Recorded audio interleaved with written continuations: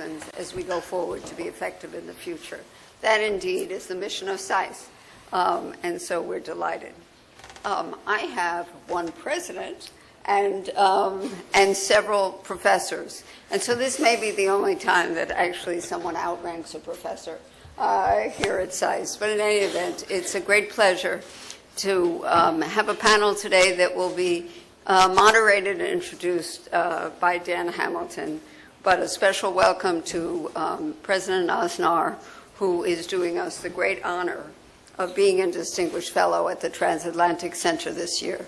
And then, of course, we have three members of our highly distinguished Strategic Studies Group with different backgrounds and bringing very different experiences to looking into these policy questions at SAIS. And that, of course, is Professor McLaughlin, Professor Cohn, and Professor Edelman. So let me, without further ado, get out of the way and let Dan Hamilton take over this program. But again, to all our panelists, thank you so much for helping us to mark the end of such an important weekend.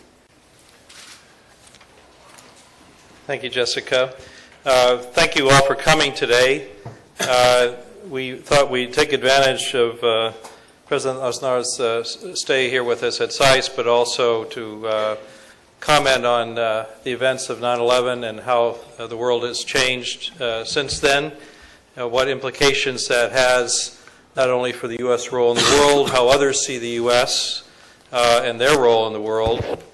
Spain, we should recall, has also been the victim of terrorist attacks and went through also a very major process of coming to terms with that and continues its own battles with terrorism. But our other colleagues on the panel also talking about implications for intelligence, for foreign and defense policy of the United States as well. So ask President Aznar to start us off, and then each of the panelists will try to keep our remarks brief so that we can have a good discussion. Let me start by introducing a colleague at our center, a distinguished fellow at our center, who, as I think people know, was the president of the government of Spain. And I always know whenever he comes, he knows this too, whenever he comes here, after he leaves, I get about 20 emails from people who say, you know, you don't know what you're talking about. He was the prime minister of Spain. He's not the president. And it's maybe a good thing for a SAIS orals quiz, but there's a small protocol issue, which he is, in fact, officially the president of the government of Spain. The function is prime minister, but that is the title, in fact. And so don't send me the emails, please. He has had a long career as a parliamentarian in the Spanish parliament. He was the leader of the Partido Popular, served 2 terms as the president of the government of Spain, and currently heads a think tank in Madrid, FAIS, and also is on the board of various organizations and companies. He was, when we created our center almost 10 years ago, he was our first speaker at the Center for Transatlantic Relations. When Spain had the presidency of the EU, he met President Bush and then came here and opened our center. So I've always been grateful to him for that.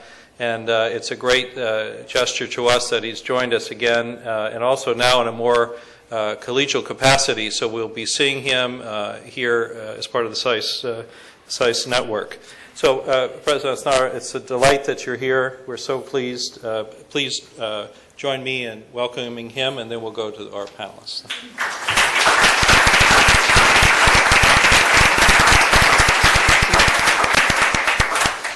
Thank you very much, Dean Einhorn, and thank you very much also Professor Hamilton and colleagues. For me, it is a very great pleasure to participate in not only in this event, in the normal activities of SAIS in the Johns Hopkins University, and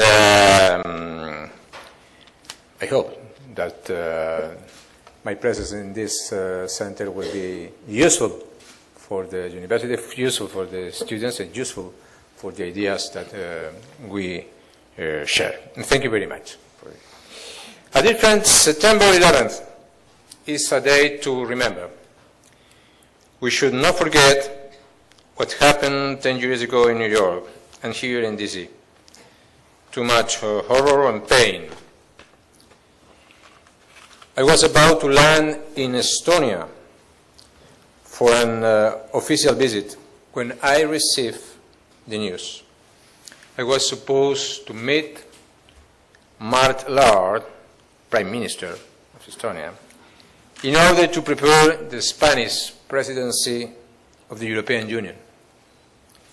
Needless to say that we both agreed in postponing our meeting, and I was rushed back to Madrid.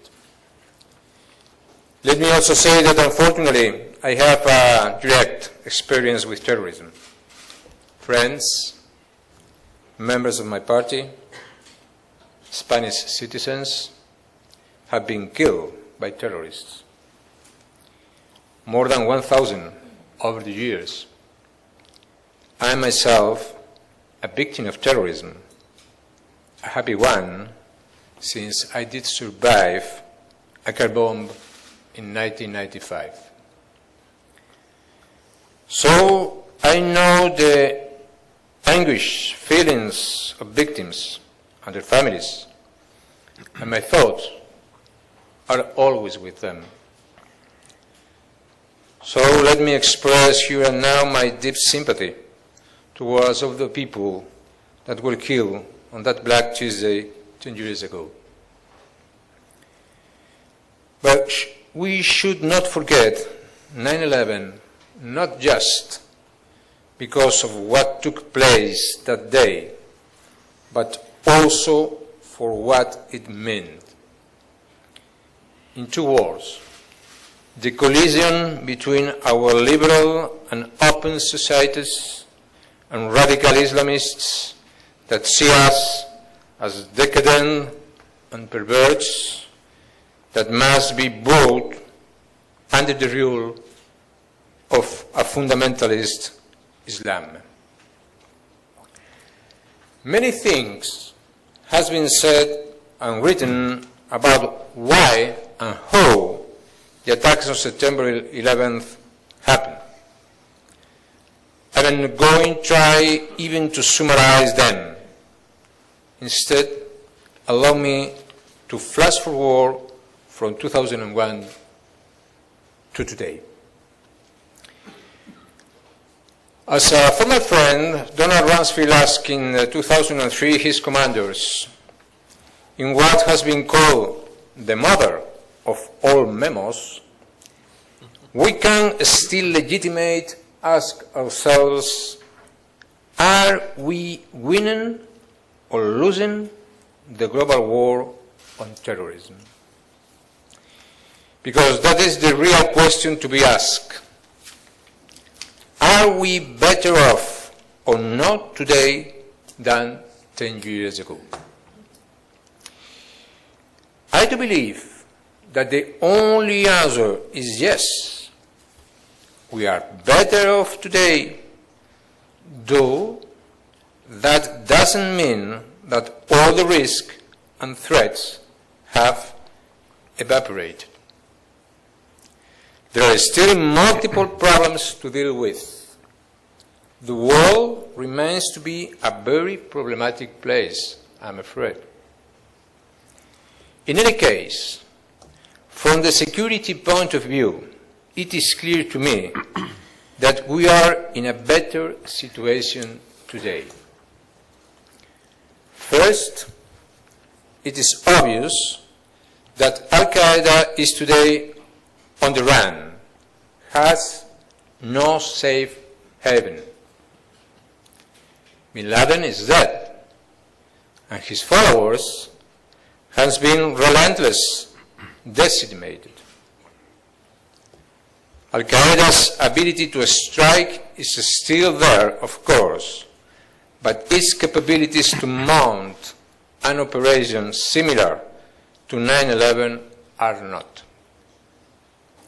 Second, the anti-terrorist policy put in place by President Bush has been very successful.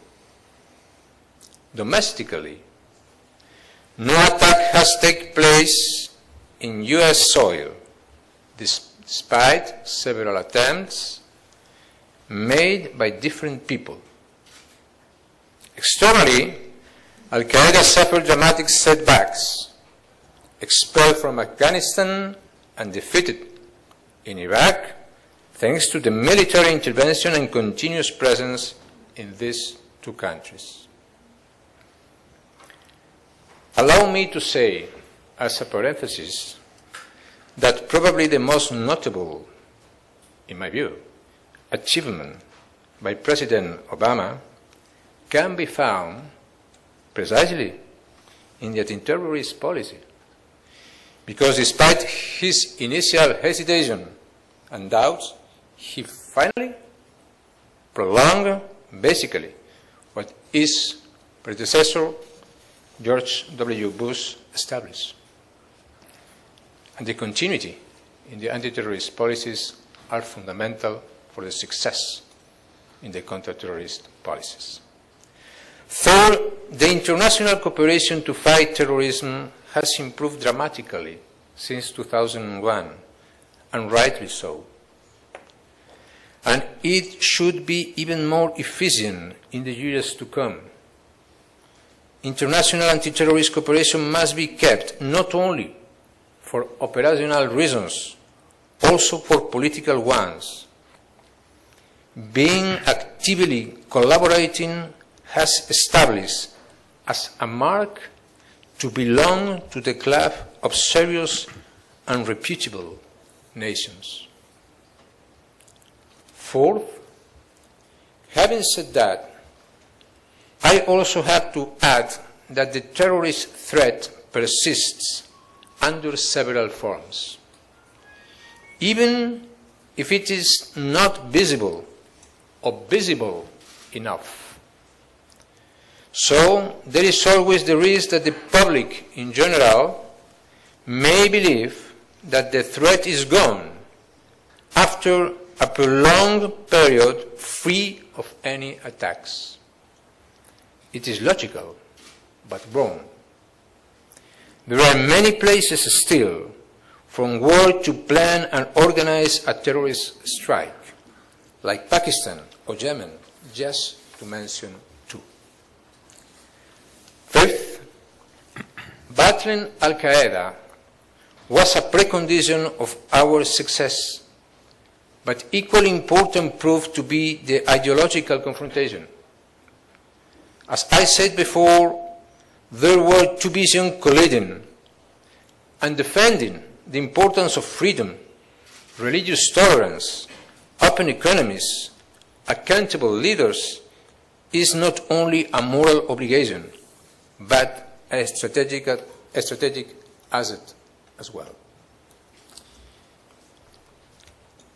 Who among us believed 10 years ago that we would be witnessing an Arab Spring like the one we are seeing today from Morocco to Oman? Certainly the changes that started last December in Tunisia are evolving, and not always in a clear or benign direction. And it is too early to tell where they may end. But one thing is clear to me. For us, for the stability of the whole world, what will happen in the greater Middle East from now on, it is of vital importance. If everything goes well, we will have a totally transformed map of the entire region.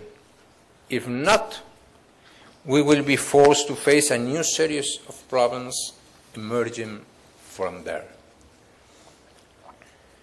No doubt that in order to dissipate some of the uncertainties, it will be very positive to solve once and for all the Libya situation, as well as to face decisively the turmoil in Syria, where the atrocities and the repression of Bashar al-Assad must stop.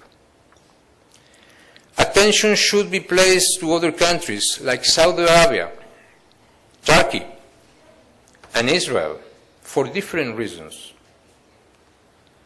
Though all share at least one thing in common nowadays: a growing distrust of America's administration.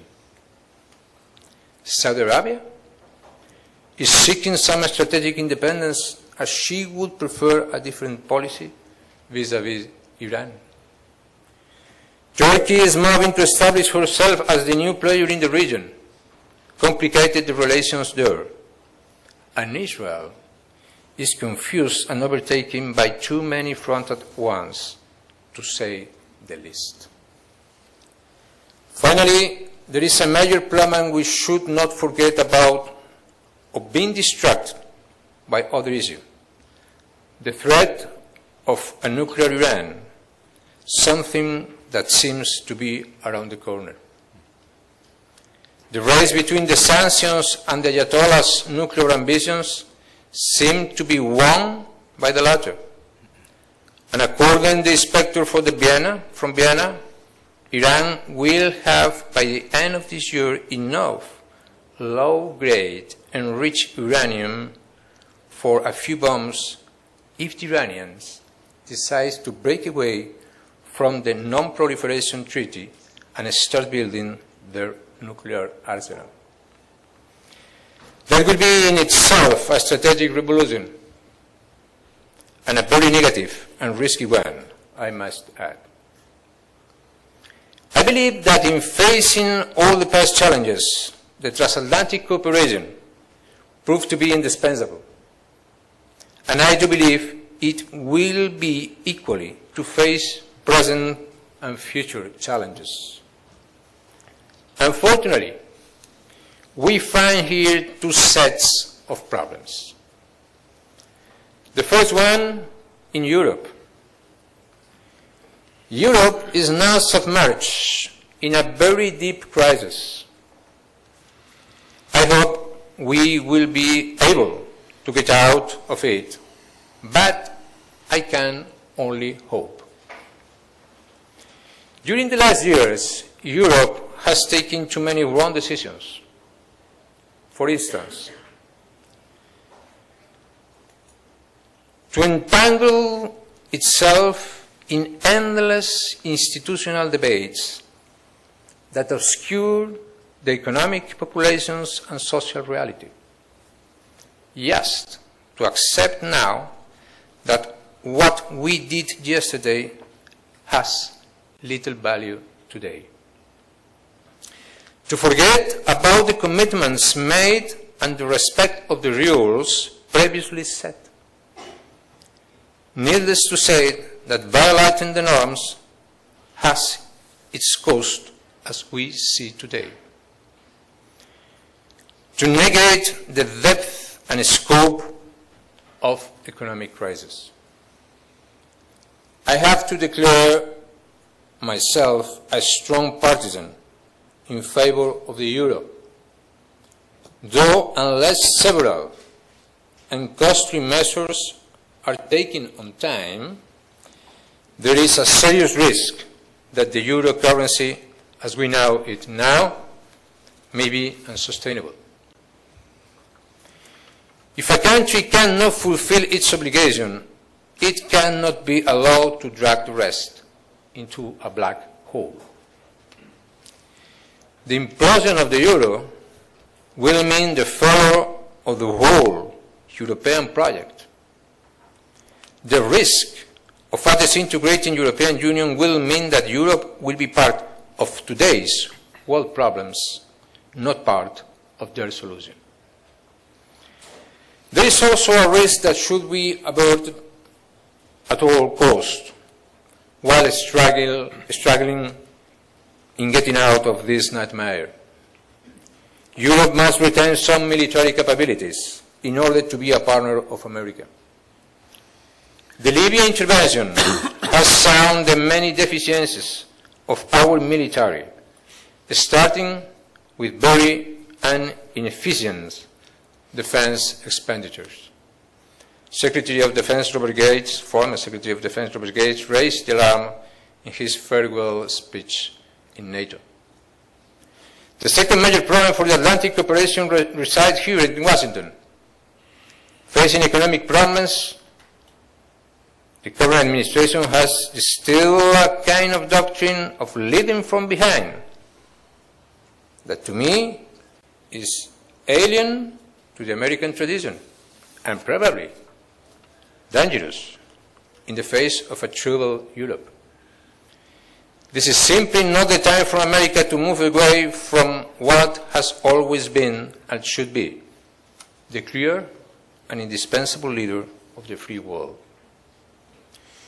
We both need to overcome our own problems, put our houses in order, but we need to do it so while we maintain and nurture our close cooperation.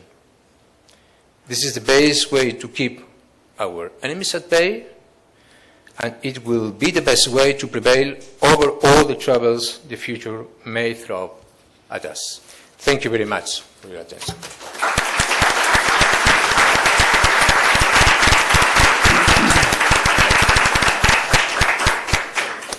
We'll be able to come back to questions and discussion after our panelists speak. I'm pleased to introduce now John McLaughlin, who's a distinguished practitioner in residence at the Merrill Center here at SAIS, also a graduate of SAIS, and has had a long career in the intelligence field, in many different capacities, acting chairman of the National Intelligence Council. He founded the school at the CIA about how to train for analytic skills. He was the deputy director for intelligence, the vice chairman of estimates.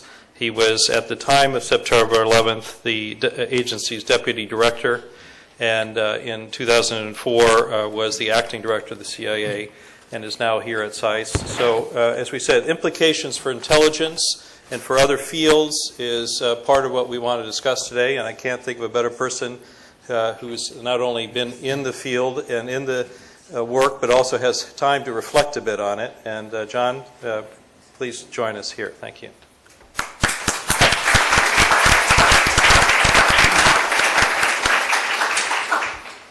Thank you, Dan, and I want to join in welcoming President Aznar, someone I met from time to time while I was in office and who always impressed me with his partnership in this great conflict that we are meeting here to discuss today.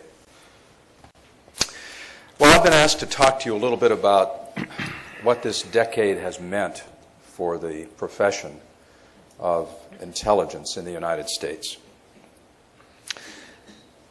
No question that for intelligence, this decade has been probably the most dramatic period of change and transformation since the height of the Cold War. It's been a time of extraordinary challenge, extraordinary growth, extraordinary responsibility. It's been a time that featured great triumphs and some important shortfalls from which lessons had to be learned. It's really no exaggeration at all to say that it amounts to a new era in American intelligence. The British historian of American intelligence, by the way, I think he's the best historian of American intelligence, oddly, the British scholar Christopher Andrew, writing long before 9/11, divided American intelligence history into three eras. Very briefly, the era of innocence from our 18th century revolution up through World War II, a period of time that until World War II, American intelligence occupied only fleeting attention in the American polity. The era of transformation, from World War II to the fall of the Berlin Wall and the fall of the Soviet Union in 1991, a time when the American intelligence came of age in a global struggle. And finally, the era of uncertainty. That's what he called it, the period from the collapse of the Soviet Union to the attacks of 9/11. It's important to recall what the intelligence community looked like in that last era of uncertainty, before 9/11. Although there was no shortage of concern among intelligence officers about what was going on in the world. This is, after all, the time when we focus intently on bin Laden and form a unit to follow him, time when we were dealing with the Balkan crisis. But despite all this, in the country more broadly, this was a time when the emphasis and the desire was for, understandably, a peace dividend after the rigors and the sacrifices of the Cold War. And so on the eve of 9/11, the intelligence community had just come through a reduction in force of about 23%. Hardly anyone was being hired. At one time in the late 1990s, incredibly enough, there were more FBI special agents in New York City than there were clandestine service officers around the world. Fortunately, the one area of our budget that we managed to preserve and increase in most years in the run-up to 9/11 was counterterrorism, reflecting a very deep conviction stated publicly on many occasions that this was the area where the threat would be most imminent and most serious. And also, fortunately, toward the end of the Clinton administration in the year 2000, they asked us to put together a plan for dismantling and attacking al-Qaeda. As they put it, unconstrained by resources, a kind of blue sky plan. What would you do if you didn't have to worry about resources? I remember faxing that plan back and forth from my basement in December of 2000 on the eve of Christmas. But unfortunately, that administration ran out of time to do anything about it.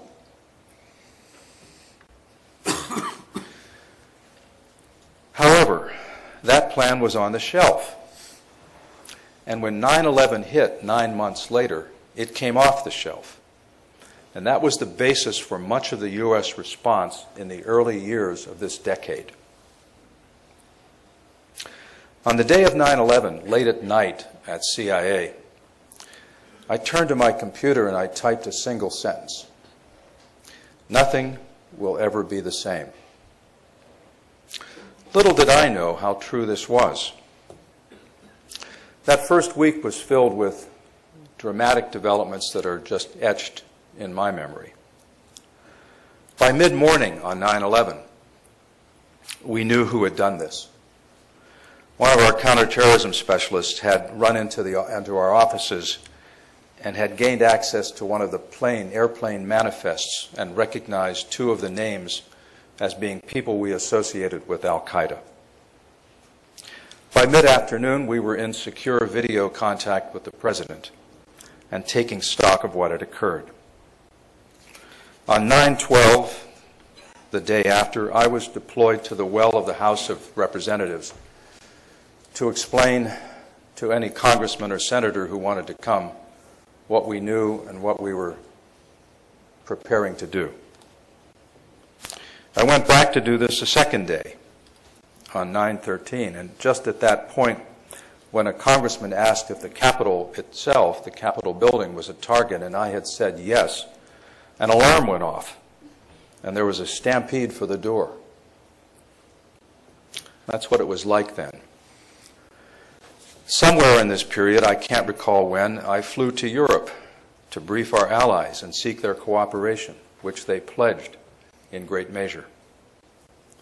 By Saturday, September 15, we were at Camp David with the President and the National Security Team, where CIA put a plan on the table for attacking al-Qaeda in dozens of countries around the world. By Monday, September 17, 6 days after 9/11, we all met with the President in the Cabinet Room, where he gave about a dozen orders, as I recall, one of which was directing to CIA to get into Afghanistan first to prepare the way for the American military. CIA teams hit the ground there 9 days later. It rapidly became evident that this would be an intelligence war. And with that realization, in the Congress and the administration, many changes came. First, resources flowed back. Positions to be filled, systems to be built, agents to be recruited. One result is that in most agencies today, upwards of 50% of the people have been hired since 9/11. One of the youngest workforces in history, but an energetic one, forged in intense times. Many SAIS graduates among them. Second, unprecedented authorities were granted by the administration. Emblematic was the armed Predator drone that CIA and the Air Force had developed in the year 2000. In the last meeting of national security principles before 9/11, in the Situation Room at the White House on September 4th, of course, no one knew what was going to happen 7 days later. There was an extended and inconclusive debate about who would have the trigger on this unprecedented new weapon, the U.S. military or the CIA. When 9/11 occurred, there was no time for debate, and the CIA just went into action. Third, this was also a decade of unprecedented integration between intelligence and the U.S. military. It began in the mountains and valleys of Afghanistan. It was further forged in the battles of Iraq, and it culminated in the takedown of bin Laden in May. This is an extraordinary new capability that our country did not have in this measure a decade ago. Fourth, this is a decade that has given us an intelligence workforce socialized and trained in war. No generation of intelligence officers has experienced anything comparable since the generation that comprised the Office of Strategic Services in World War II, the forerunner of both the Central Intelligence Agency and U.S. Special Operations Forces. We don't yet know what the longer-term implication of that will be. And fifth, despite a dramatic decade of offensive action, there's also been a quieter side that has, in my experience, no modern precedent. I refer here to the deep introspection and self-examination occasioned by the failure to detect the time and target of the 9/11 attackers. Despite our strategic awareness that an attack was in the offing and the intelligence community's own warnings to that effect, this occasioned deep introspection. The bin Laden operation, again, reflects and is the culmination of many of the lessons learned from that period of introspection. And finally, this has been a decade of considerable danger. At CIA, a star is carved on the wall every time an officer dies in the line of duty. There are 103. I recently did the math and realized that nearly 1/4 of them have been carved since 9/11.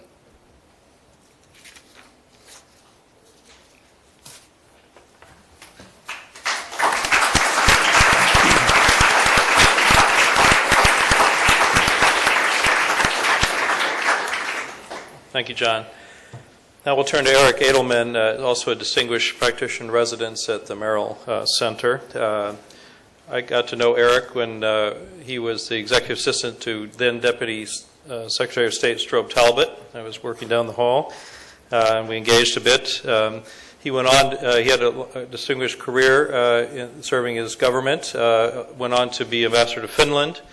At the time of 9/11, he was the principal deputy assistant to Vice President Cheney for National Security Affairs, and also then went on again to be ambassador to Turkey, and then switched from embassy life back to the Pentagon, where he was Under Secretary of Defense for Policy in the latter part of the of the 2000s.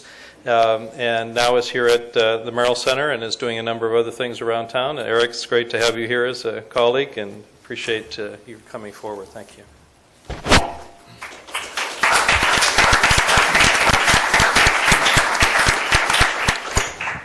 Thank you, Dan, and thank you for calling attention to the one real distinction I have in my 30-year government career.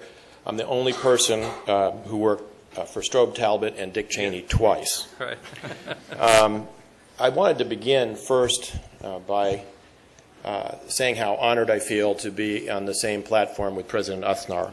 I had the privilege when I was the Vice President's Deputy National Security Advisor to sit in on a couple of President Aznar's meetings with President Bush. And what I heard there was a lot of the same breadth of strategic vision, clarity, and I would say political courage in the face of a lot of the prevailing conventional wisdom then reigning in Europe that you heard today. And I think President Aznar, along with two other world leaders, perhaps I'd add a fourth as well, Tony Blair, Alvaro Uribe, and John Howard, were world leaders who, three of them having fought against terrorism at great length at home, had an instinctive appreciation for the challenge to global order that the attacks on New York and Washington represented on 9/11. And so, Mr. President, thank you for your leadership in that regard. My memories of 9/11 actually begin on the 10th of September 2001. I was about to leave the old executive office building. It was relatively late at night. I thought in those days we were working long hours. Little did I know. And I ran into an old colleague who was working in the NSC staff then, Zal Khalilzad, in the hallway. And Zal and I started to talk to one another about what was the significance of the assassination of Ahmed Shah Massoud, which had just taken place. And we were trying to figure out, what is this all about?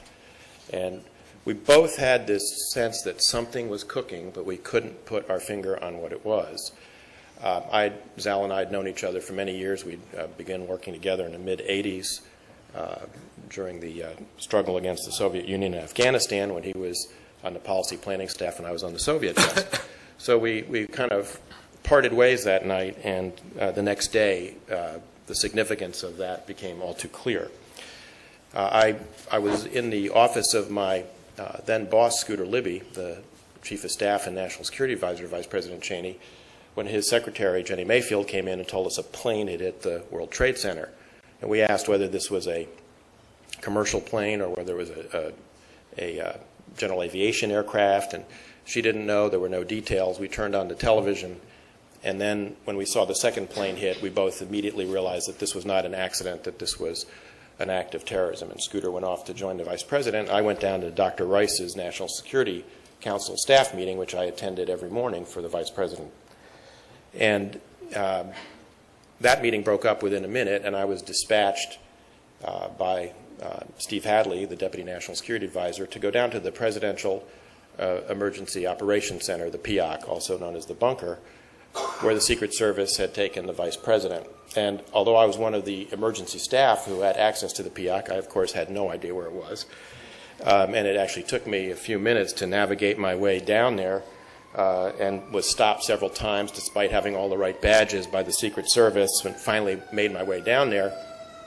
And the Vice President, who was in the midst of a phone call with the President, got off, and I explained to him that Steve and Dick Clark thought it was better for him to relocate to another site, one of the alternate government sites for continuity of government operations. And the Vice President said, no, I've got communications established here with the President. If I leave now, it'll take 45 minutes to helicopter somewhere else, and by the time we get commo reestablished, a lot of time will have been lost, and we just don't have time this morning to deal with that. So I started to head back upstairs to pass this message to Steve Hadley, and the Vice President said, where are you going? And I said, well, I'm going to go back and tell Mr. Hadley what you said, sir. And he said, no, stay here. I need you to help me. And so I spent the rest of the day in the PIOC. And we, as John said, we had a video conference with the President, an interagency video conference when he got to Offutt Air Force Base. And I remember the President saying then that we were at war, and that this was going to be a different kind of war. And I think there's a lot of criticism, maybe some of it justified, some not, about the over-militarization of foreign affairs and the response to 9/11. But that day, the President was very clear that although there was going to be a military response, that was not the only response he had in mind, and that this was going to involve all the elements of national power, intelligence, finance, diplomacy, et cetera. And all those instruments have been used to great effect. I think it's important to try and go back and put ourselves back in the mindset of the first few weeks and months after 9/11. If I had had to predict at the time whether we would be sitting here 10 years later and able to say that there had not been a successful attack on the homeland, I don't think I would have said that. I think all of us were very seized, as John suggests, with the sense that we had a responsibility to protect the United States, but a lot of concern about whether we would be able to do so in the days ahead. And we had a lot of events that happened that fall that contributed to it, some of which were known at the time, some not known.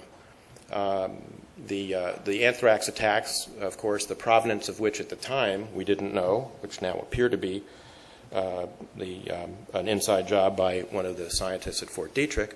But at the time we weren't clear on what the source of this attack was. We certainly knew that others, Al-Qaeda and others, had been experimenting with anthrax, but this was a very sophisticated form of anthrax, and that added to it. President Bush, in his recent book, has revealed publicly another incident which was not known until he revealed it, which was that in October, the biochem detectors at the White House registered a false positive for ricin. And a number of us who'd been in the White House that day spent about 24 hours wondering whether we were going to live another 24 hours because of potential exposure. It turned out to be a false positive.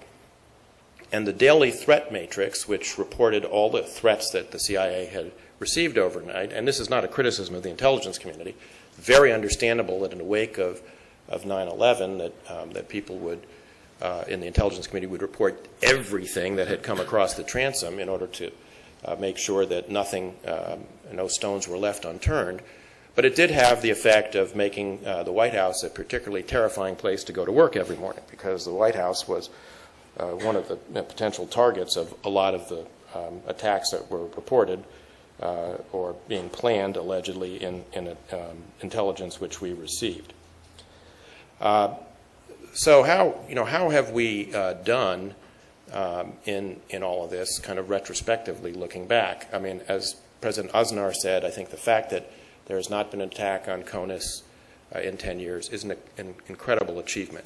It's an achievement that's been purchased at a very, very great price, in blood and treasure, and particularly the lives of folks in the U.S. military that have been lost, the intelligence community, as John said, the occasional diplomat.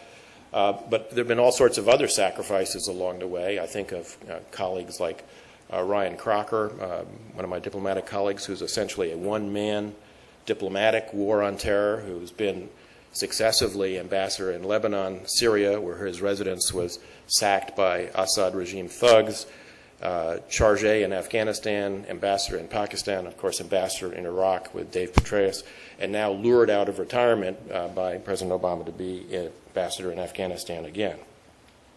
And I think overall, I would judge that we have been relatively successful.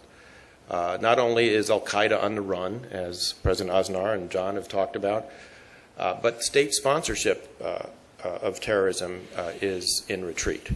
Saddam Hussein is no longer around to sponsor terrorism as he did before. Afghanistan is not, at this point, a state sponsor of terrorism. Perhaps if the regime in Syria is overturned, that state sponsor of terrorism will no longer be engaged in that activity, and hopefully when Gaddafi is tracked down and you have a new government in Libya, you'll have yet another former state sponsor who will be gone. So I think the record there is a good one. In addition to the threat that the United States faces from Islamist extremism, which I think we've dealt with rather effectively, there are two other major challenges I think that the United States faces in terms of national security. One is the emergence of new nuclear weapon states, and the other, I would say, is the rise of China. On those, I would say our record is more mixed. Certainly, Libya has given up its WMD. Iraq no longer is a WMD threat. The El-Kabar nuclear reactor that was being built by North Korea in Syria does not exist anymore. And those are all, I think, positive accomplishments. On the other hand, Iran's nuclear weapons program is proceeding apace. As President Aznar noted, I think we are very likely within a year or two of Iran having sufficient fissile material to produce a nuclear weapon. North Korea has tested nuclear weapons twice and is essentially a de facto nuclear weapons state. So there, the record, I would say, is more mixed. And increasingly, I think the third challenge is one that we have neglected, and perhaps to our peril. Nobody would like to see the United States and China in a conflict with one another. No one would like to see a confrontation in East Asia or in the Western Pacific. But the growth of Chinese military power and its more aggressive stance in the world is something that needs to be taken seriously by Americans. The ability of the United States to operate in the Western Pacific in the face of some of the anti-access and area denial capabilities that China has developed is being called into question, as was noted by the bipartisan independent defense panel that examined the Quadrennial Defense Review last year, on which I served, that was co-chaired by Steve Hadley and former Secretary of Defense Bill Perry. And that undercuts the ability of the United States to perform a function that it has performed since 1945, which is to try and maintain a balance of power in Asia, as well as a balance of power in Europe. And so it's an issue that looms larger now on our screen than it did on 9/11. It's one that we did neglect over the last decade, in part because we were busy with other issues, in part because it was consciously subordinated by the national leadership to those other issues. And it's one to which I think we all collectively have to return now. My view is that the United States, for understandable reasons, is going to have a very low appetite, as will, I think, most of our NATO allies, for any labor-intensive counterinsurgency operations that involve boots on the ground. And you can see some of the result of that in the way the Libya operation was conducted. But I don't think we can afford to fail to institutionalize the learning that has gone on in the U.S. military and the other agencies of the government about counterinsurgency, because you never know what history will impose on you. We did that both in the Department of Defense and the Department of State after Vietnam, and then painfully had to relearn those lessons in Iraq. So I hope that that is something that we don't do this time around, and that we manage to maintain some of the incredible capability for counterinsurgency operations which the U.S. military has developed over the last 5 or 6 years, although I think and certainly hope that they won't be called upon in the days ahead.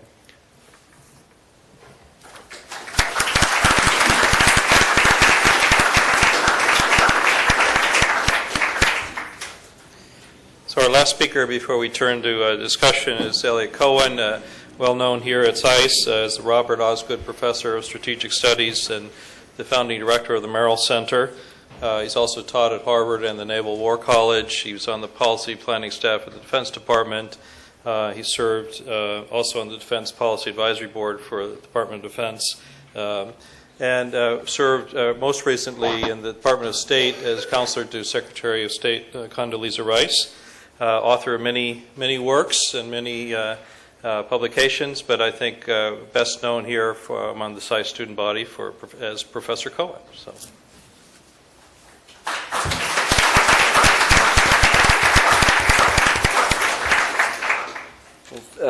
Thank you. It's truly an honor to be on this panel with three gentlemen who have really had such distinguished careers in public service, serving, I think, not only their own countries, but the broader cause of free peoples everywhere.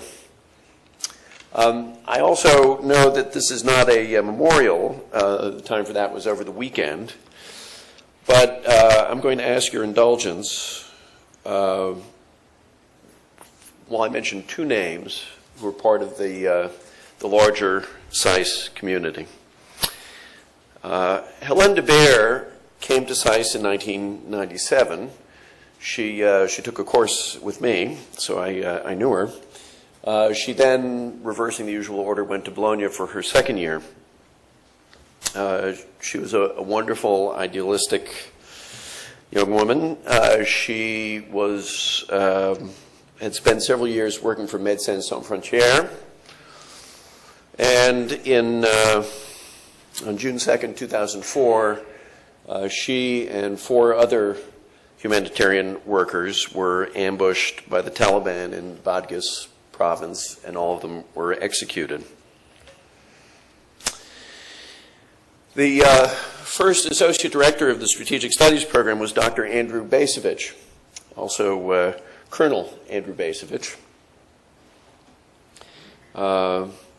He himself was a veteran of the Vietnam War. His son was always called Andy. If you saw pictures of Andy in uniform and you saw a picture of his dad in Vietnam, they were the spitting image. Andy tried to join ROTC, was turned down because he had asthma.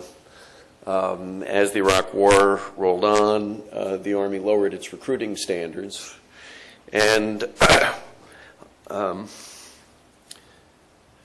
May 13th, 2007, he was killed by an IED explosion in Saladin province. So just a moment to think about those two people.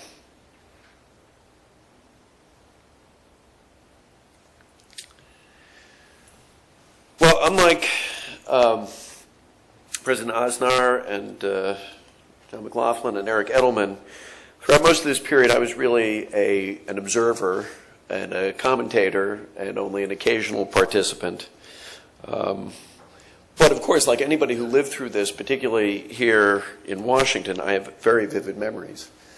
I was working at home when my former research assistant called and said, "Turn on the television." I said, "Why?" He said, "Turn it on." I turned it on and I saw the second airplane hit the towers. And as I thought about this panel, all kinds of memories come flooding back. How am I going to help get my wife, who works downtown, back to Silver Spring? I remember being just baffled by the sound of jets flying combat air patrol over Washington, D.C., National Guard checkpoints. A couple of days afterwards, I was serving on the Defense Policy Board, an advisory board to the Secretary of Defense, and going to the Pentagon and seeing the charred corner of that building and the smoke rising from it. And but I have to say, what sticks with me is the smell, even more than the sight of the smoke still coming out of the building. And the giant stained flag, illuminated at night, because the wise decision, I think, was made to rebuild the Pentagon within 1 year. And if you had to reopen a quarry in the middle of Indiana, which was the only place that produced the stone of which the Pentagon was built, they did that. And when they tried to go away from the 24-hour shifts, the round-the-clock shifts, they were 3 8-hour shifts, the workers protested, and so they stuck with a 24-hour-a-day working schedule. And of course, the memory of my own students, quite a few of them, coming in and saying, "I want to talk to you, Dr. Cohen," closing the door and saying, "You know that job I was going to take at Goldman Sachs? I'm going to be doing something else," as many of them have. But as I think about it,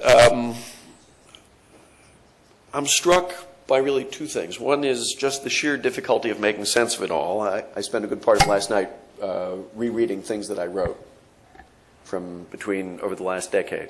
And I wrote a fair number of op-eds and those sorts of things. And the difficulty, too, of imagining what it was like, even though I knew many of these people, to be in the kinds of positions that these gentlemen were in. And so as someone who is still a somewhat bewildered observer, in the spirit of a SAIS education, let me lay out what I think are 4 large questions that we should all try to think about as we make sense of this last decade, and which are often posed, but I think too often answered in a facile way. And it seems to me the job of a science education is to make all of us better at taking these kinds of big questions and answering them in a serious and probing way. So the first question is, was this war? And if so, what kind of war? There were quite a few voices, I think, including Secretary Powell and I think most notably the great English military historian Sir Michael Howard, who made strong cases that we should not think about this as war. We should think about this as crime on a truly horrific scale. I didn't buy that, and I still don't buy it. I think the way to think about it was war because our enemy was not motivated by greed or even simply by sadism or insanity. He was acting with an organized political purpose, as crazy as it may have seemed or still seem to us. But that begged and still begs the question of who the enemy is. And I think one of the mistakes that we've made over the last decade is either to cast this very broadly as a war on terror, which would be a little bit like the United States declaring war on dive bombers after Pearl Harbor, because terror is the tactic, I think, not the enemy, or defining it very, very narrowly as a particular group of people. And as President Aznar has indicated, I think one of our difficulties is the challenge we have in wrestling with and understanding the ideology of our enemy. And I'll just say this, and I'm going to speak now as someone of faith. It's my core belief that all great religions, and I would say all great religions, have within them entirely authentic streams of murderous fanaticism. And that is a truth which largely secular policy elites have a great deal of difficulty coming to terms with. It can be both inconvenient or imprudent, but it's also something they just have trouble wrapping their heads around. Our belief tends to be, you know, those demons were put in a closet sometime in the 17th century. And we're stunned when they leap out at us at the beginning of the 21st. And I do think one of our great challenges is still thinking that one through. The second large question I would pose is, why did the United States react as it did?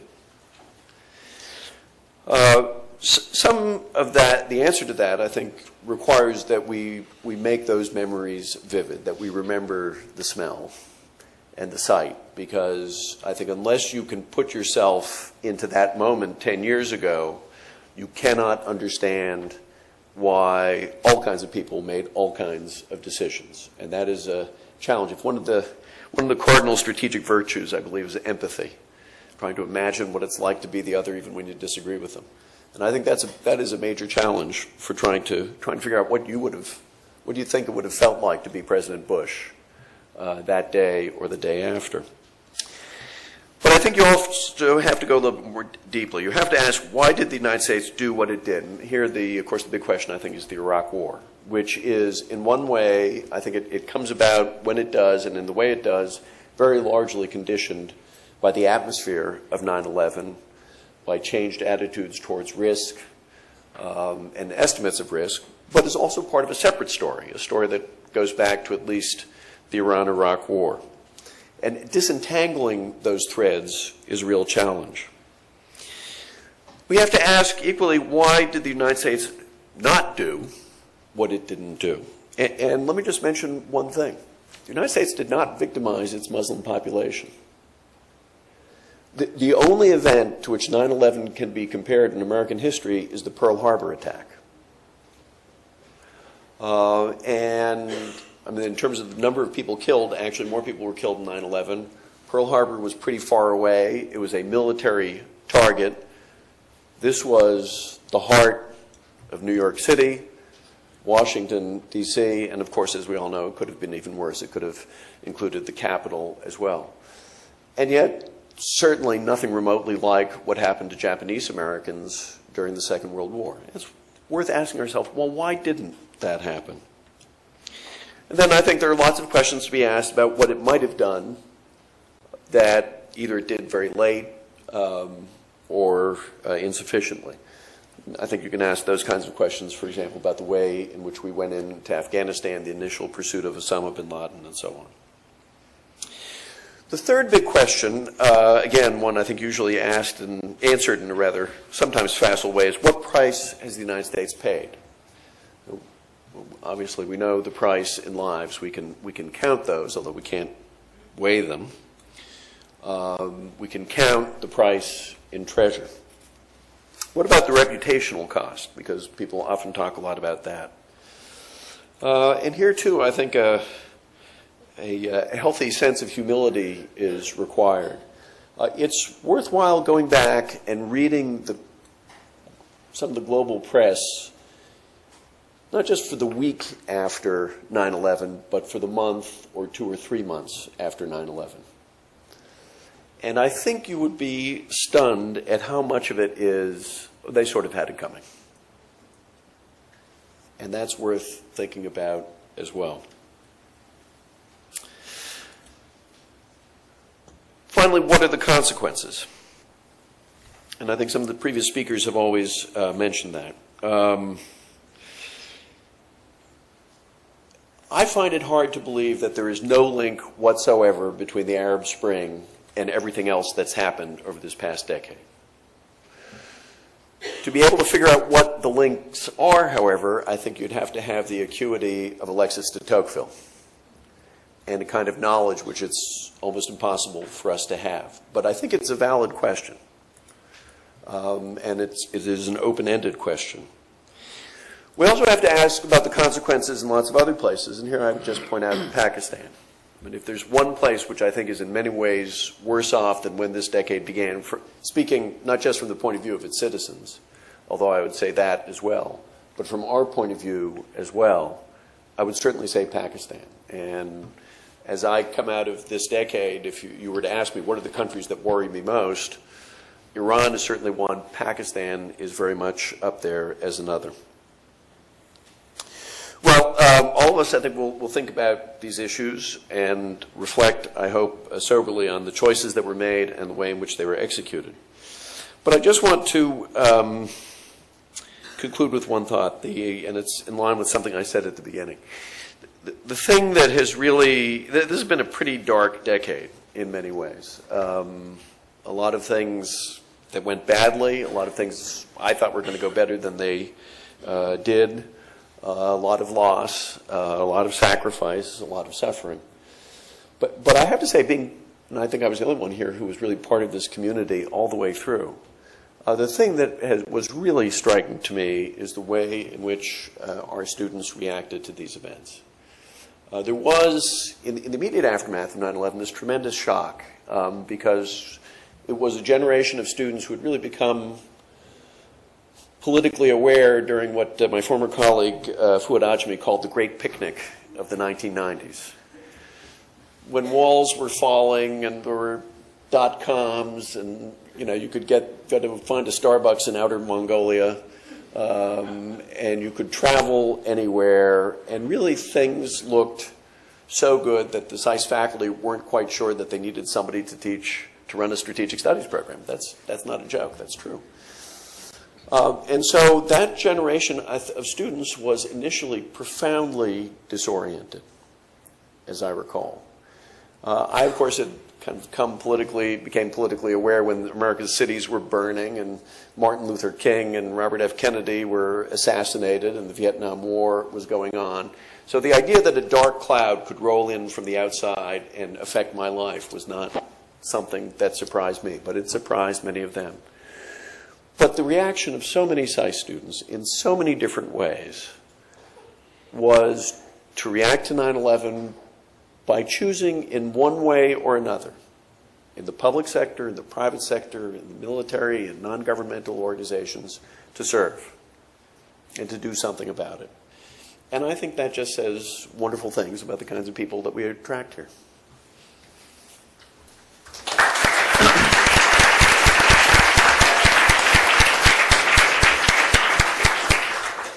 everyone reflects on where they were that morning, I had just come back to SAIS after being a student here and was going to set up this center, and the school didn't really quite know what to do with me, so they put me in Paul Nitz's office. And so on that morning, and for about the 6 months about that time, I was in Paul Nitz's office, and just reflecting that morning, this office, if you had seen it, it was a unbelievable encapsulation of a different era. That man, whose name adorns the school, personified much of that era, and everything in the room, all of his medals, all of his awards. He had unpublished manuscripts there. It's a great treasure trove for scholars. And I was sitting there just reflecting that was the era that had been, and we are now moving into something very different. So we have some time for questions and discussion. There are mics here, so if you have a point to make, please identify yourself, and if you can, since we have different colleagues here, if it's directed to someone, that would be useful. And we'll go ahead here, over here. Thank you. My name is Bernard Rogege. I am French entrepreneur, and also I am president of a transatlantic committee at the French Business Federation. Thank you for all speakers for being very interesting comments, and thank you to you, Dan, for your invitation. As you remember, the answer to 9/11 has been multiple, has been military, has been intelligence, has been finance by freezing the money in the banks of the Al-Qaeda network members and supporters. And but behind that there was another objective that has been put ahead by the administration. It was reshaping the Middle East for a more peaceful, less turbulent Middle East. So where are we 10 years after in this area? And as a consequential question, in a few days will be a vote at the United Nations about the possible independent Palestinian state. Either solution, do you think either vote would be a factor of stability, or do you think one way or the other would be really different for the region? We have someone who'd like to take that on. I'm just... yeah, Eric. I'll roll in behind you. Elliot and I frequently talk about the not apocryphal story that Henry Kissinger tells about one of his early conversations with Zhou Enlai, in which they were talking about the significance of the French Revolution, and Zhou Enlai said it's too early to tell.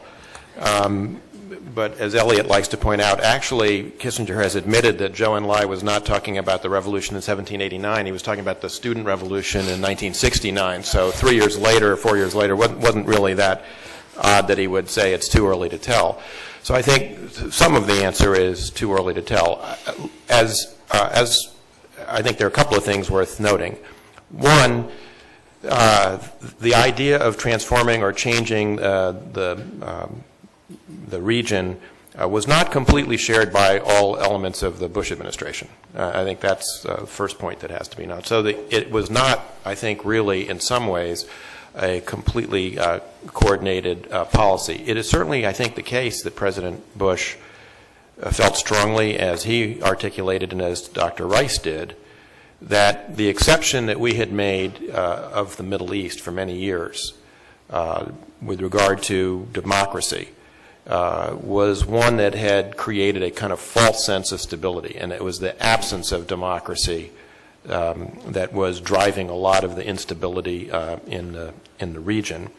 And he, I think, found a kind of confirmation for that in the series of Arab Human Development reports that the UNDP started publishing in the summer of 2002. I think actually, famously, his speech to the United Nations in September of 2002 about Iraq was driven by Secretary Powell's admonition that he needed to address this. President Bush's initial instinct, actually, was to talk about the UNDP's Arab Human Development Report, and its finding that the region suffered from a democracy deficit, a gender equality deficit, and an information deficit. So it was not a completely coordinated approach, but I tend to agree with Elliot. I think it's hard to imagine what we've seen in the Arab world if you had not seen some of the other things that transpired in the 2003 to 2005 period, the change in Iraq, the Cedar Revolution in Lebanon, and the voting in Afghanistan and Iraq, the meeting of parliament in Iraq, which is televised, which I think actually did have an impact in Iran, for instance, because people saw it there on television. The development of Arab media in general, which has broadcast all of this around the whole region, and the impact that different events in Arab countries have on one another. So I think it's all linked. I don't think it's very easy at this stage to trace all of the lines of influence, but it is, I think, to me anyway, clear that there's a relationship among all these things. On the second part of your question, my own view is that the vote in the United Nations on declaration of statehood, unilateral declaration of statehood for Palestine is an unfortunate distraction from the real set of issues that are out there.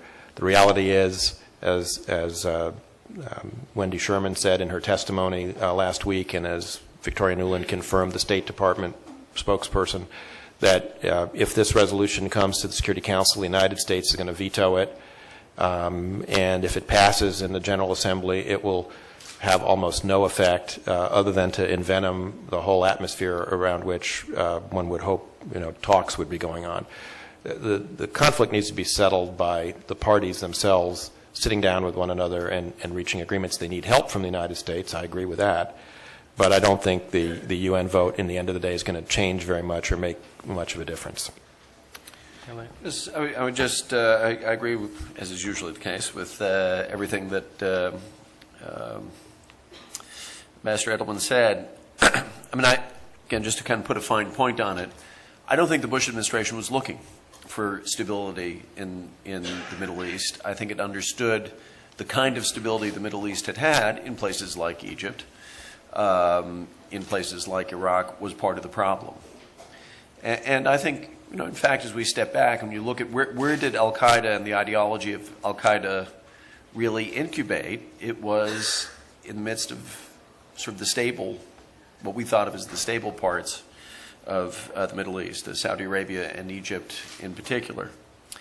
And I think that is part of what led up to the Iraq War. I mean, I think my view of the Iraq War is that it was really overdetermined, that there were a whole bunch of things coming together. There was the culmination of the collapse of the inspections regime, together with the also, what people forget now, the collapse of the sanctions regime.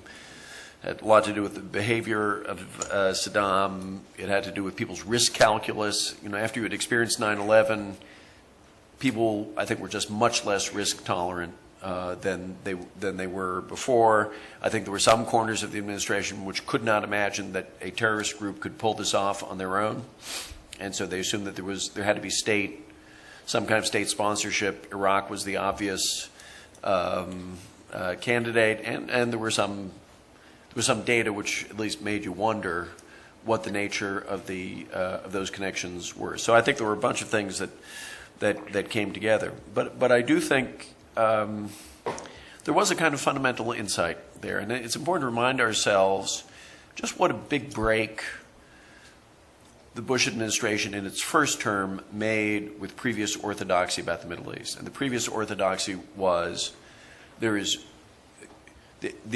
is a part of the world where you just cannot expect people to have any interest in anything that's remotely like our idea of freedom. Now, from there, it's a very long leap to say they have exactly our idea of what freedom is, as opposed to a notion of what justice is, which I think would probably be a better way to think about it.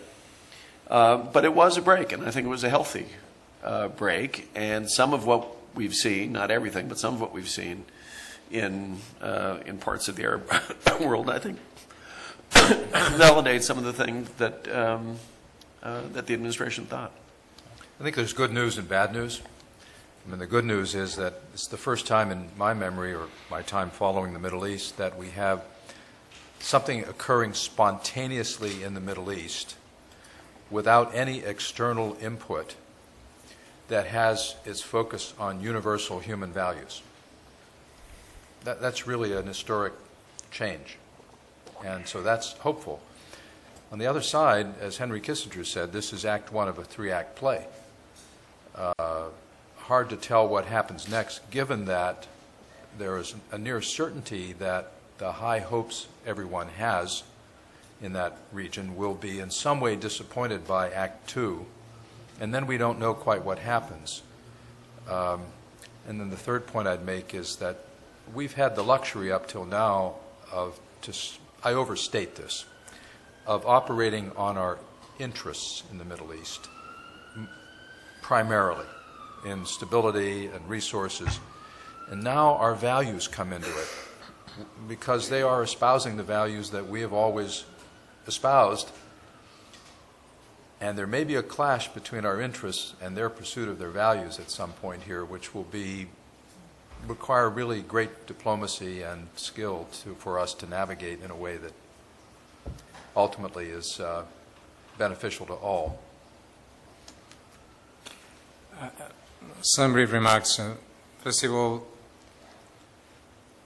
I consider that obviously Middle East, and especially Muslim world, is a more problematic and complicated problem that we have. The evolution, political evolution inside the Muslim world and political evolution in the Middle East is the most important, most difficult political question for leadership in the world today. And it's a demonstration of hope that we have a chance to trying to push forward some countries in favor of more open societies, democratic societies, freedom societies. For the first time in history, based in the decision of the populations that live in these countries, with enormous uncertainties, and with an open process that can go well or no. Second, historically, I consider history is very interesting. Study history, the paradox of the history is very interesting, no? But the freedom agenda established with President Bush was a good idea. The implementation of this idea was most opinable. Except maybe in the consequences, in the most controversial decision, that was the intervention in Iraq. But maybe, for the Arab Spring, one of the most important decisions was the intervention in Iraq. Why? Because a lot of people, millions of people looking, Iraqi people voting, and Iraqi women voting, and act for democracy with a lot of problems. It is true. But the implementation of this policy was problematic. If you hear the two first speeches devoted to the Muslim world for the current president in Cairo and Istanbul, the orientation, the direction of these speeches, it is very different than the things that happen today in the Middle East. The current president trying to establish a compromise based in the current status quo, not change or establish a continuity of about the freedom agenda. Trying another thing, but the situation is totally the opposite if you read today these speeches. Third, anyway, we have the responsibility to defend the people with some idea of freedom, of democracy in those countries with all the difficulties.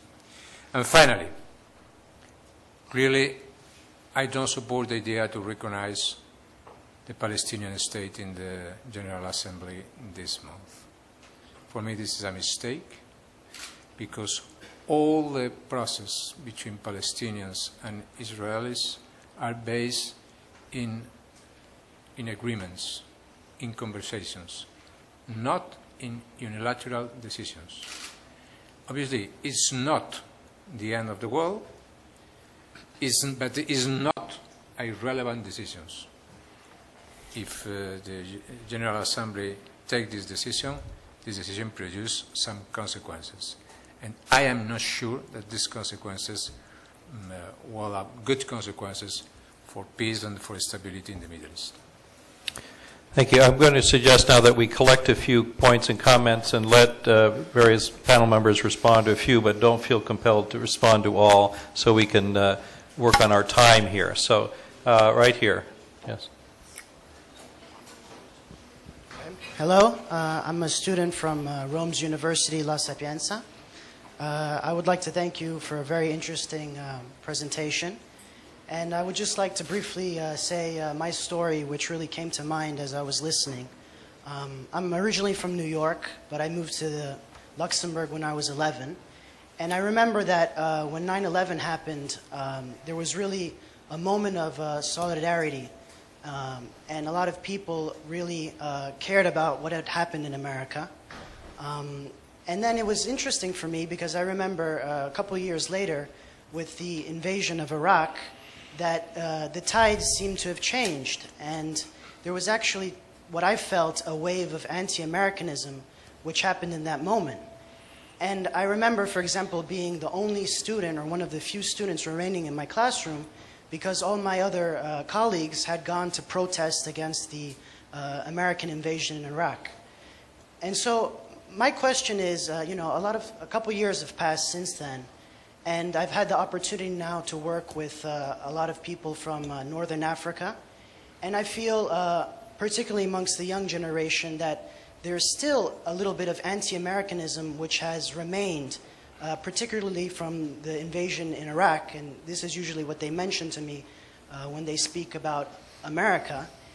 And so where I agree that since September 11th, there has been a lot of success in eliminating the tools that terrorists use to attack America, my question is, and this is going to, I guess, the whole panel, but particularly to Mr. Edelman, do you think that there are less extremists in the world who want to attack America today or prior to the invasion in Iraq?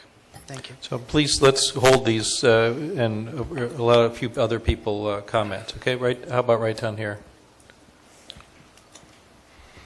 Thank you. My name is Robert Kramer. I teach at American University. I'd like to address Professor Cohn's argument about whether the metaphor of war was really the right way for us to frame this challenge. And I'm going to ask former director of CIA, Mr. McLaughlin, what did the CIA people think about that metaphor as, let's say, Vice President Cheney frequently came up to Langley and contested the CIA's ability to discover weapons of mass destruction and so forth. And as the conversation continued, and Dick Clark has come out, very clearly with his reporting that the president personally accosted him the day after 9/11 and said, prove to me that Saddam did this, let's get the evidence right away. I mean, is that war metaphor the right metaphor? Have we paid too much of a price for the wrong metaphor? There was a question over, I recall, yes, right here.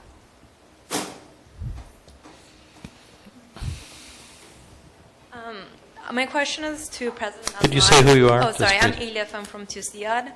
And I want to ask President Aznar, as someone that has dealt with domestic terrorism, the difference, if you could comment on the differences between the state's reaction to domestic terrorism versus international.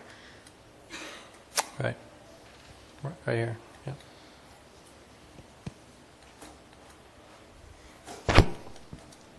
Jeff Stacy from Dan's Transatlantic Center. I came here just very recently after 3 years at the State Department after spending a career as an academic. And I wanted to ask you briefly, panel, about the future. I mean, it's a very, very sobering set of topics that you've addressed, and you addressed them extremely well. We're all in your debt. But if we think about the future, we obviously, as President Aznar just pointed out, our eyes are on the Arab Spring, are on Northern Africa and these parts of the Middle East. But we, I think, as you mentioned, know very little about the complexity of these societies. I worked for the newest part of the State Department, which is becoming the new Bureau for Conflict Stabilization Operations. This is happening as we speak. And including contingency planning is going on as we speak in case our civilian experts are called into the Libyan operations. But I can tell you from being on the team that essentially engaged our allies for the reason of finding out what they knew about how to transform societies. Because when I arrived, we all realized we didn't know very much. And so I was part of a team that started engaging all our allies. We discovered that they don't know very much, even in the UN and the EU, if I may say. Military tasks, intelligent tasks are very clear. Civilian tasks, how you get a free press, how you get an independent judiciary, are not. So I want to ask you, maybe Dr. Cohen, you could start. What is the answer now? If we have this incredible apparatus, with all this fusion with military and CIA, etc., do we keep that in place? Or do you shift some resources, because the pie is shrinking, towards the civilian side so that we can help Libya tackle some of these questions?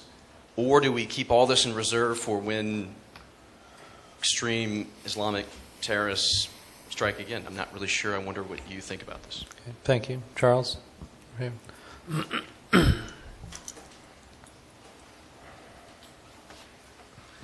Charles Gatti. I have a question to the panel, but primarily to Professor Cohen, about the domestic political and economic consequences of the last decade. You spoke very eloquently about the foreign international consequences. But what about the domestic effect? What about our finances of the last decade? Certainly compared to where we were 10 years ago, it's a very different picture. What about the apparent growth of extremism in this country and the political oversimplifications that we hear from both left and particularly, I think, in the Republican Party? And finally, about the growth of isolationism. One hears that it's not specific, it is not decided, but the trend, the tendency is, I think, quite disturbing. I wonder if you'd want to comment on the domestic impact of the last 10 years. Okay, we've had a lot of points. As I said to the panelists, don't feel compelled to answer every one.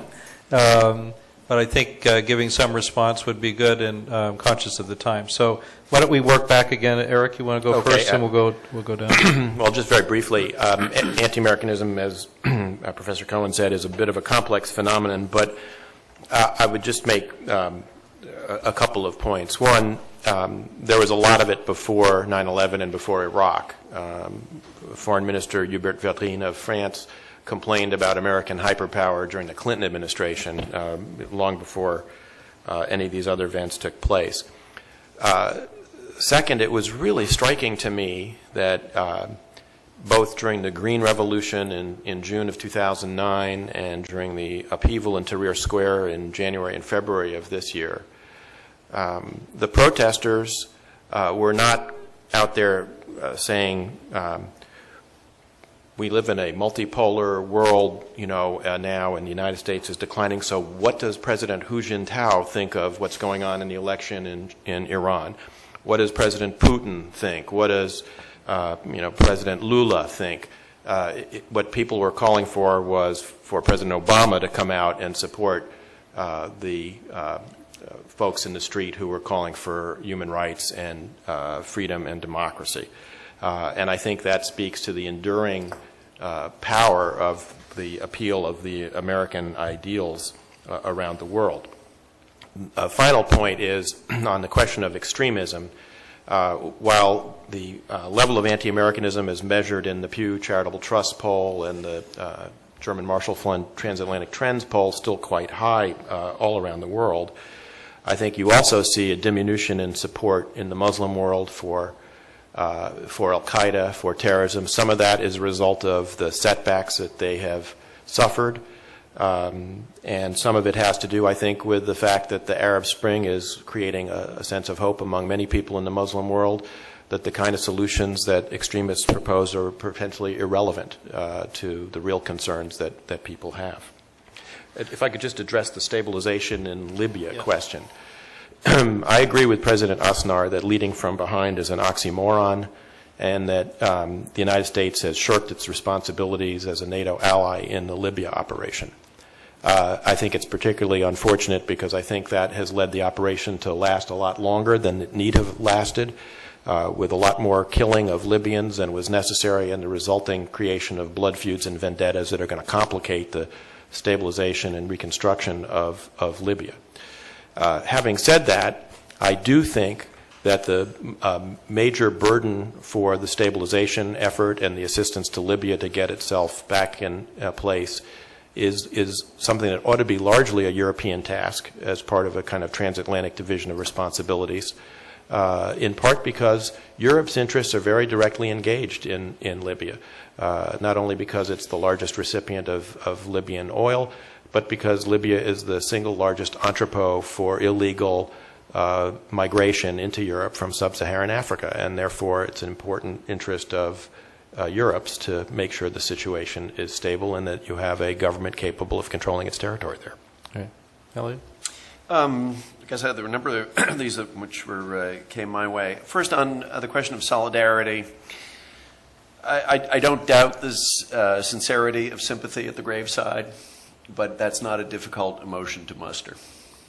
Okay, and I think it was bound not to last.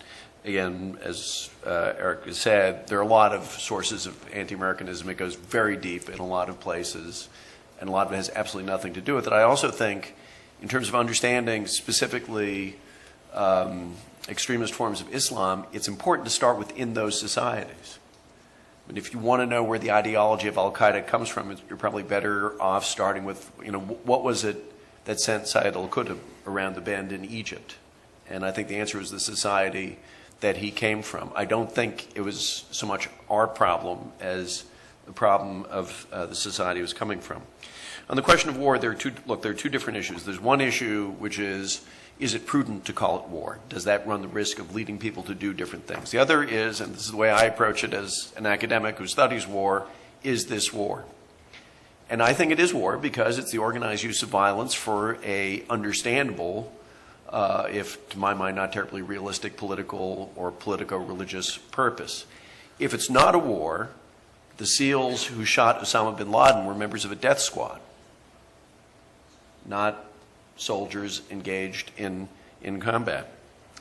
On aid, and in my 2 years as counselor of the Department of State, I spent a lot of time in Afghanistan and Iraq. And part of the conclusion I came to is immediate humanitarian aid is a very valuable thing, and we should be prepared to do that. And the truth is we can do that. Often a lot of it's going to have to be delivered by the military because they're the only ones who can deliver a lot of stuff places fast.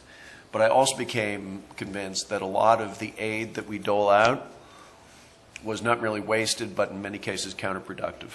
And I think that's actually been particularly true in Afghanistan, where we've created cultures of dependency, where we've really led to a profound misallocation of human resources, so that school teachers who should be teaching kids end up working as translators for NGOs working on dubious aid projects. So I am even more cautious about aid than I used to be. To Charles Scotty's question.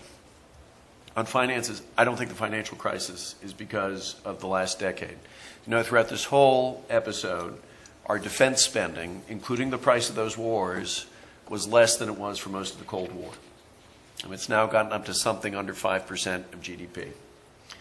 During the Cold War, we were spending at 8 to 10% of GDP. I think there are a whole bunch of reasons why we're in the mess we're in. I just don't think the wars are part of it. Growth of extremism, especially on the Republican side, well, I know plenty of people who suffer from Bush derangement syndrome, so there's plenty of hatred to go around. What explains the shrillness of the partisan discourse? And that I quite agree. I think there are all kinds of reasons. Personalities. Reagan was hard to hate. Bush was a lot easier to hate. Some of it has to do with the way in which our media have kind of dissolved into these little communities of hatred. So, you can either get all of your news from MSNBC or all of your news from Fox and think that everybody else is crazed. But at the end of the day, when I look at, say, where President Obama is and where, I think most of his Republican opposition is, that they're not crazy, and they actually can work together. They have profound differences of opinion about serious things, and that, I think, is part of our paralysis. And I have to say, I don't see us going down the path of isolationism. I mean, in fact, are the voices somewhat stronger on both ends of the political spectrum? Yes, but they are still quite marginal. I do believe the United States, the American people, still believe the United States has a global role to play. It should play it prudently. But I don't see us retreating into our corner. John? I'll be very brief because a lot of these questions are ones that are profound. And we're moving now slowly from one strategic epoch to another, and we haven't arrived. And so we are in a big transitional period now where the answers to some of these questions will become clear, but we can only speculate now. As to whether there are more terrorists created by our policies or more terrorists in the world, which I think is where you were going with your question, obviously not. It's knowable but not known at this point. We can't count. But if we look at some of the data we have, certainly the last Pew surveys I saw indicated that certainly the popularity of al-Qaeda, in other words, the competing cause, has declined pretty dramatically, very dramatically, in most of the countries of concern. I'm sure there is still some amount of anti-Americanism, and I'm sure some people are still drawn to this cause by it.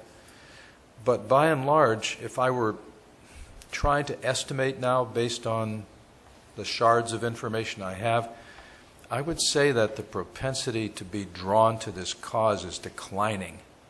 This is not a good career choice these days for a whole variety of reasons. And it doesn't mean people aren't still disenchanted with the United States, but I'm thinking of it in terms of practical consequence of that. So that said, I don't want to leave anyone with the impression that I would say the problem is over. I could take some time here, I won't, but I could take some time walking you through the 3 reasons why we are still quite vulnerable, even from the part of al-Qaeda that's been decimated to a large degree. People like Saif al-Adil, Abdul al-Masri, these are people with WMD knowledge who are unaccounted for and still on the loose. Bad things could still happen. So that's one. 2, on your question, first I would say most of what you hear about the CIA and Vice President Cheney is largely myth. He did come out and talk to us and ask us a lot of questions, and he was a persistent questioner. He was not easily satisfied. He asked with answers. He kept questioning. My view was that's what policymakers are entitled to do. They're entitled to ask questions. In the end, the positions we took were those of CIA, not driven by his questions or by any pressure that he put on us, and I can document that. And I think there was, mutual respect there. The war metaphor, I don't know. I don't have a view on that. At CIA, our only view was, call it what you want, it can't happen again. and we felt it very personally. Because remember, when we brought the hammer down on these people in Afghanistan and they scattered to, we guessed where they'd go, the settled areas of Pakistan and Yemen, and our bet was right. You couldn't send the 82nd Airborne in there to get them. We had to go. So it was felt very personally at CIA, and I don't know that we ever really, we used the term war, but I'd say a year before 9/11, the CIA director had already written a letter to our troops, to our people, saying we are at war. Because remember, in 2000, we'd had the warship attack the USS Cole. In 1998, we'd had our embassies bombed. We had prevented some attacks, but we'd lost some big ones. So we felt we were at war, and that was the metaphor of choice for us. President Aznar. First of all, in general, I repeat that in my view, a continuity in the anti-terrorist policies that produce good results is extremely important. And this is one of the reasons because I consider that the decision of the current administration, of the current President Obama, to establish a continuity of the Bush policies in anti-terrorist question is a good decision. And it is a good decision for the world and a good decision for this country. Second, if I understand you ask me about domestic terrorism in my country? Yes, that would. I fighting always this terrorism during my time in leader the opposition, or my time as president, and currently. I reject all the idea of negotiating with terror. I don't share the position of my government in this question today. Because ETA is a defeat terrorist organization. ETA is defeated. But we cannot defeat ETA given possibilities to ETA and to accept some positions established for the terrorists. This is a serious mistake. I cannot accept this policy. I only accept the defeat of terrorists, not pay any price for defeat terrorists. If the price is to accept the presence of the terror groups in the Spanish institutions, I consider this situation a very, very serious mistake. I am against this policy, against this situation, especially because the only possibility for ETA to have some victory is that we, the Spanish democratic state, accept, give reasons or give reasons to this organization. I cannot accept this. Third question, the question in the fighting of terror about the solidarity is fundamental. And let me explain a brief anecdote. After 9/11, one day I received a telephone call for President Bush. And he told me, "My Jose Maria, you must come to visit me, to visit the country." Obviously, we have called President Bush, but I have not special, I don't know, I didn't put a special emphasis to visit quickly the country. And I tell him, don't worry for me. Don't worry for me. Wait and see. In some months, how many friends are you? And then tell me. This is one of the questions. This is, in one moment, the expression of solidarity is total. But in the beginning of the problems, we try to solve problems. The solidarity is more difficult. And to find very good friends in terms of problems is most difficult than have friends everywhere in times of emotions. And in this question of the terrorism, is very important thinking in this. Anti-Americanism exists.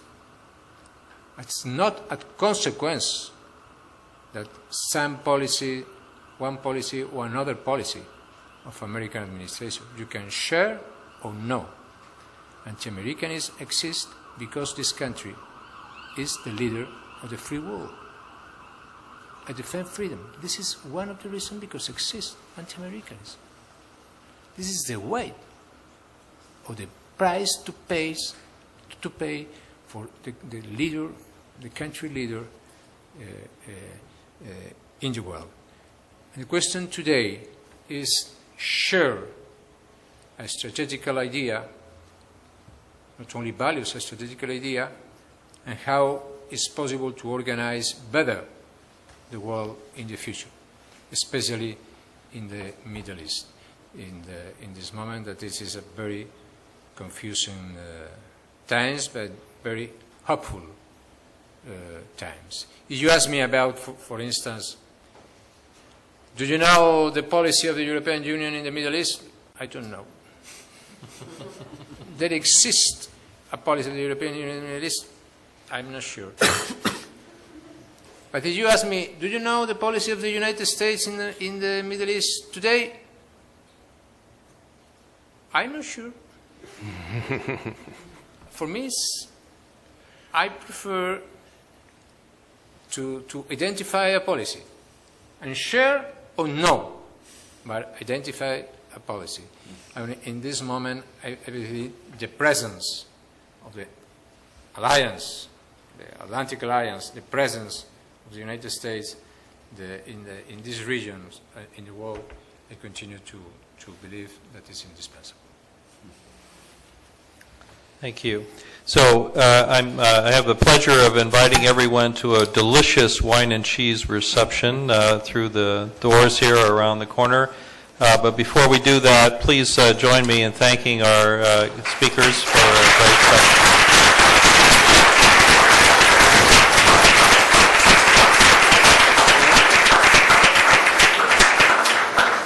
So thank you again for coming.